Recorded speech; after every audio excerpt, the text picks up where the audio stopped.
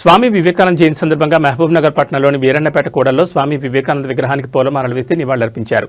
జాతీయ యువజన దినోత్సవాన్ని పురస్కరించుకుని పవనపుత్ర యువజన సంఘ ఆధ్వర్యంలో ఏర్పాటు చేసిన రక్తదాన శిబిరాన్ని ఎంపీ డీకే అరుణ ప్రారంభించారు. అనంతరం బ్లడ్ డోనర్స్ కు బీజేపీ జాతీయ ఉపాధ్యక్షురాలు ఎంపీ డీకే అరుణ బ్లడ్ డొనేషన్ సర్టిఫికెట్స్ అందజేశారు.